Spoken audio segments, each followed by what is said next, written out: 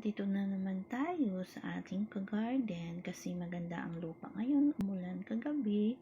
So ngayon, nagtanim si daddy ko ng palawan or carlan.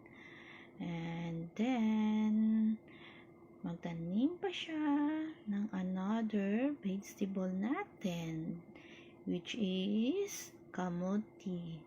Ito po yung kulay na purple o violet na naglalaman po ito, nagkaroon ng ubi or laman, diba?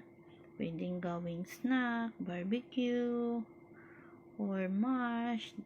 Then, pwede rin igulay yung dahon, yung talbos niya. O, diba? Tapos, paglibot-libot na tayo after nating magtanim. Ito po yung mga dati nang naitanim other day, diba? It takes time pa para makita yung mga beauty ng greeny vegetable natin. Thanks for watching all.